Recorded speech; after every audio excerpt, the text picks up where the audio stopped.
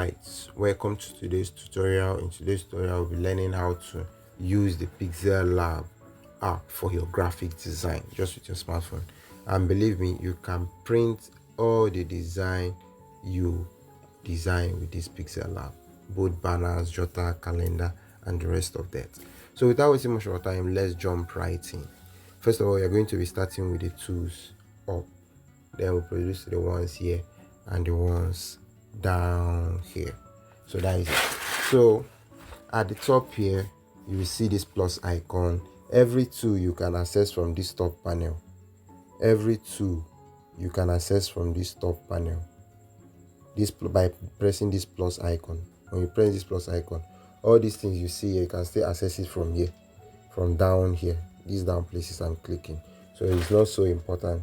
So here is to save your design. When you're done with your design, you just click save.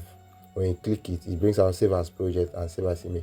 If you click save as project, you input your project name. When you input it, you see what I just wrote. Just take note of it. You click OK. It says saving done. When you want to save your design, you just click that save icon again. You click save as image. You now click. You set your dimension to ultra. It's always advisable to set it at ultra and leave your design as JPEG.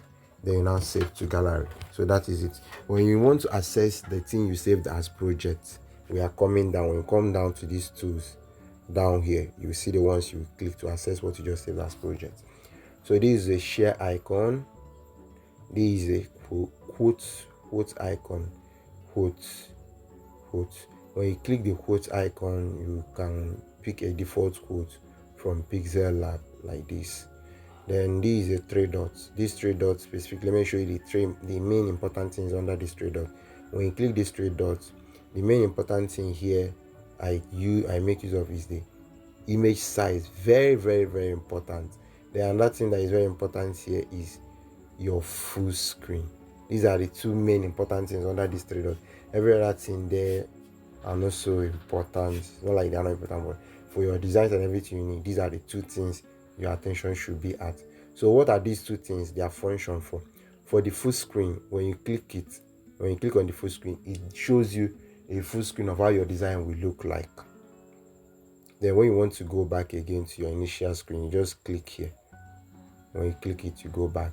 When you click these three dots, for your image size is all about setting your canvas to the right size of your design choice or for your client choice. Let's say you want to design an Instagram post carousel. Our Instagram post is I usually use for the width I use 1080, by height I use 1350.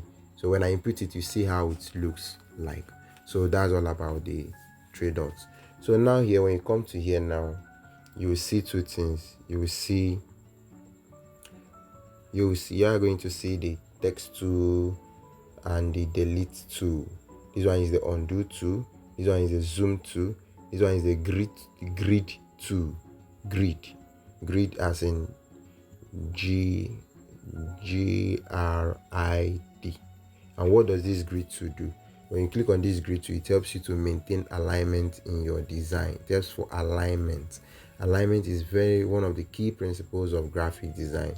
It's very, very important. For the zoom tool, you just to zoom. When you click on it, it helps you zoom. The maximum zoom in Pixellab is 500. Then the undo tool is just to undo anything you did previously. Do you see why I click undo? It brought this text this way. So whenever you click, let's say I reduce this text and clicked undo, you saw the way it brought it here. That is this undo tool. So the grid tool, if you want to set your grid tool properly, whenever you click your grid tool, you make sure that, for example, you clicked this grid icon here. When you click it, it enables you to adjust your grids. When you adjust it to your text, click this magnet beside it and click this magnet beside it. When you are done, click back this one.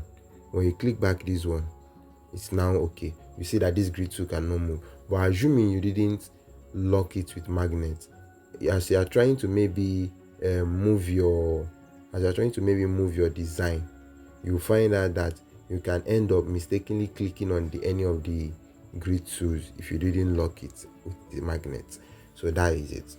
So now coming down to the remaining one here, we call it the layer tool. When you click on it, you see the designs, things you have imported, in the course of your design. In the course of our tutorial, as we go on, you understand this layer tool more. Down at the down part of here, at down part of here, this particular place I circled. These tools are the key emphasis tools again that is very important. This particular one, when you click on this particular one, you are the most important thing there is just this my project, this place, my project. This place I'm underlining my project. That is the most important thing. Every other thing here is just the default background by Pixellab, which is not so important. So just click on my project. You notice that thing we saved that time. Do you see it? When you want to access it, you can just click it. When you click it, it says, are you sure you want to open the project? The current thing you are designing now can be lost if you open it. If you are not yet sure you want to open, you can click cancel. First of all, save the project you are working on before opening a new project. So the next tool is the text tool. The text tool. When you click on the text tool, you will see the two first features, text and quotes. I've already explained quotes earlier. This quote is also here too. So let me proceed with text. When you click on text and input your text, let's say we wrote Happy New Year 2025. Let's say we wrote Happy New Year 2025 now. We wrote Happy New Year 2025. If you want to delete it, you click on this one, you delete. If you want to edit it, you click back on this one, you edit it. If you want to copy, you click on this one, you copy. You copy that text, that sentence, you copy, you see it duplicates. So that is it. So let's say now this next two is the front, to front. The next one is to back, to back, to front, to back. So that is it about these two tools. Now either you want to send the text to front or to back. Let's say for example there is a shape. There is a shape, like let's say you just give this shape a color. The shape now is blocking this text and you want to take it to front. By clicking on your layers tool, you access the particular text you want to take to front. Then you click back on A, then take it to front. Do you see it comes to front? To back, it goes to back. So that is it about to front and to back. Then when you also click on another tool that is very important is the position tool. You click on it to move your text. You click on it by increasing this green stuff. By increasing this green stuff now, when you increase this green stuff is the speed at which you move this, that's all about it. Then just follow this tutorial closely. I believe you will understand each and every one of the two. What will help you to understand more is when we start more practical videos. So the next tool is the relative tool. Yes, the relative tool. When you click on the relative tool, this particular one at the center here is for center alignment. This one is for left, this one is for right, this is for up, this is for down, and this also is for I usually call it down alignment. So it's not so important sometimes. So that's all about it. So another tool is the text size. If you use it to increase to decrease your text size. Then another one is the paddling tool. This paddling tool, the purpose of it particularly is, let's say for example you choose a font like this. We are coming to where I will explain where this paddling tool is very much more important, but for now let's just proceed. The next tool is the color. Yes, here the color. When you click on the color, you choose a color for your text. Do you see? You choose a color for your text. So that is it about the color. This is the texture tool. You don't usually use it, it's not so important. Any tool that is more important, that's one I will emphasize on. This is the opacity tool. Opacity. When you click on it, you see that the text fades away. When you reduce it, it fades away. When you increase it, the strength of the text, the brightness comes out very well. So this is the rotate. If you want to rotate it, the text. This is the max. If you want to cut off a part of the text, then in the max you have in and you have out. In the course of our tutorial, in places we will use max, you understand it more. So that's about it. So here is now is the font. If you want to select your font, when you click on font and click, let's say we selected a font like Last Christmas. You see how this font now, you see how this font is. Some part of this font, like for example here, is at the edge. So that's where this paddling tool comes in. This paddling tool. this paddling tool comes in. When you click on the paddling tool and move this to left and move to right a little bit, click OK, you see that every part of their particular fonts, especially stylish fonts that have something coil that extends, that was cut off before, will come out properly. So that's about the paddling tool. Then next thing is the B, this B style. When you click on it, you just to bold, or you want to place the thing to italic, or you want to underline. Anything you do here, you can just undo it by just simply clicking on this particular one. When you click on it, it undoes everything you did here. Or you want to place line separately, click on undo. That's it. So the next thing is the T background. T background is not always applicable. You just want to place a background on the text. That's all about it. And then select the color. That's about the T background. Then another place that is very important is your alignment. Alignment is one of the key principles of graphic design. Take note. Alignment tool. When you click on this alignment tool, watch me. If I click this alignment now and click this one is called the left alignment. When you click it, you saw the way this text move. This one is called right alignment. When you click it, you saw this way the text move. This one is now called center alignment. All text are aligned. When you click it, you saw the way the text is placed. So that's all about it. Then you have the spacing. The spacing, when you click on spacing, you want to separate the letters and give them spacing, or maybe the words and give them gaps. That's all about the spacing. Then another one is line spacing. For example, in between the sentences or words, the line spacing, it separates them or brings them close. There are some fonts. Let me show you for example. Let me write something like home alone. Let me select fonts like let me select a font like Oswald now. If I push this Oswald this way, you saw the gap in between here, this gap. Yes, if I want to close up this gap, I will just click on that line spacing. If you move it back, you see it closes. Yeah, it's your test, or you move it. Just makes things to be very beautiful and properly placed. Then if you want to add shadow, yes, shadow, this particular tool, when you click on shadow, it gives shadow. You saw the black text. Let me change the background so you can easily see what I'm doing there. You saw this text now. You saw this text, home alone. When you click on the shadow tool, when you click on this shadow, you see when you on it, it gives it shadow. It gives it a black shadow. You can change your shadow to any color of your choice. Then this one is the inner shadow. If you want to give it an inner shadow, this is the emboss. You usually use emboss to make it to be shiny.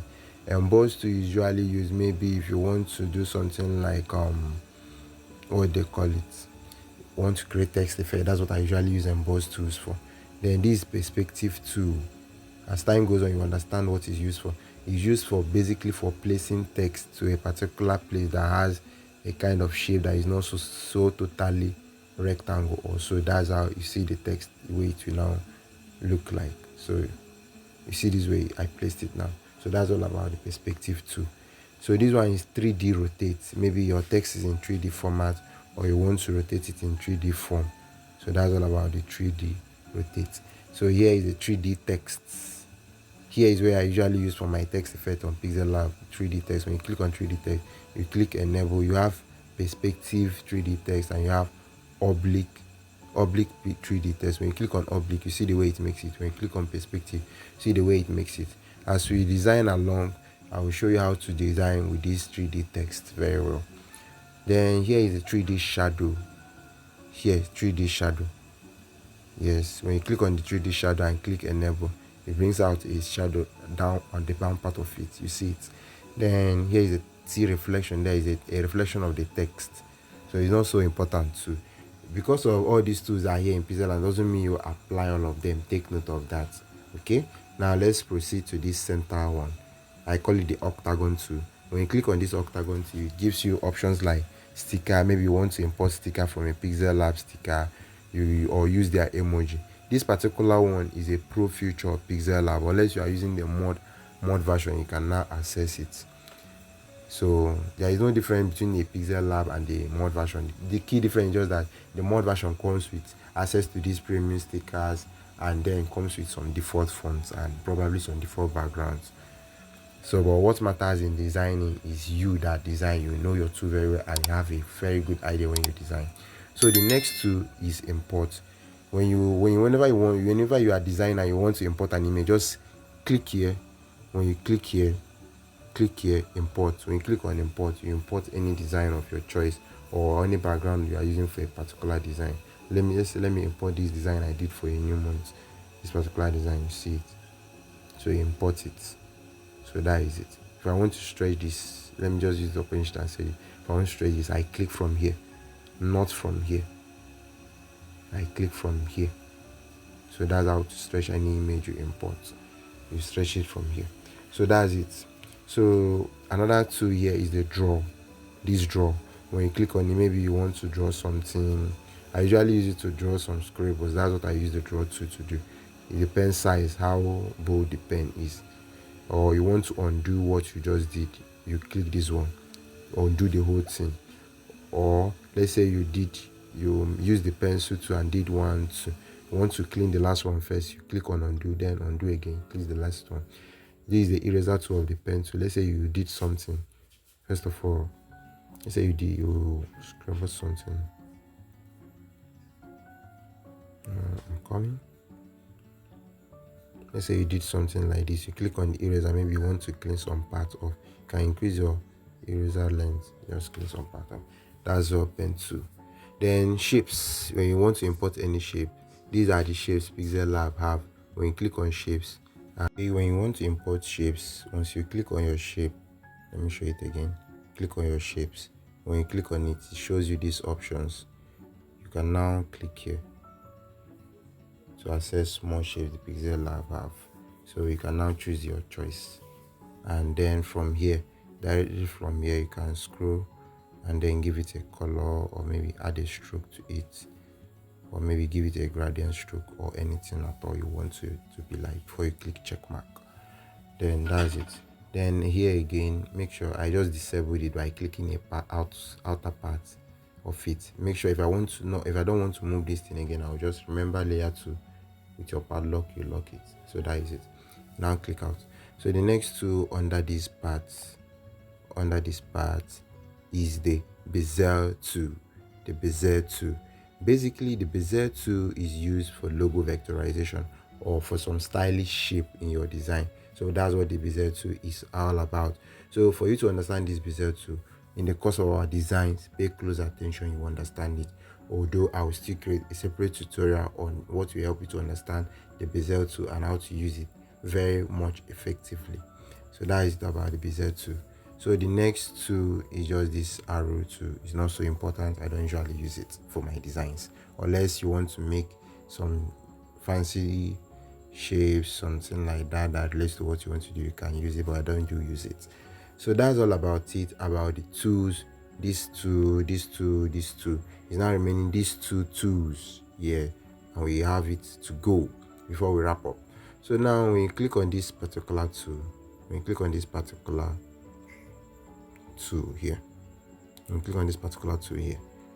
it, it gives you access to things relating to the background. Yes, I call it the background tool. Yes. When you click on it, you can change the color of your background from red, black, any color of your choice. Scroll through black, white, orange, light peach, and the rest of that. When you want to give your background a transparent look, you click transparent. When you want to change the image size of this background, click image size. Same thing as what you did when you click the three dots. It's just what this tool does too. So let's say you imported something like you imported a default background, or you use a default background from your gallery. That's where you use this one. From here now it says crop. This crop is blocked. You can't use it because you didn't use a default background from gallery. That's why it's like that. If you want to import image from your gallery, you can equally use by clicking image from gallery. Is that it will make the image to be automatic background. That's all about it from gallery and also from camera. This 1, 2, 3 are not usually important. Your main focus when you are designing should be this, and this. These are the 3 important things in your design. So now let's move directly to, okay, let's give this background a color. We don't want it to be transparent. Let's give it a white color. Now let's now move to the final tool in Pixellab, which is this one. I call it the magic wand tool. Yes, the magic wand tool, the magic magic magic wand tool. That's what I call it.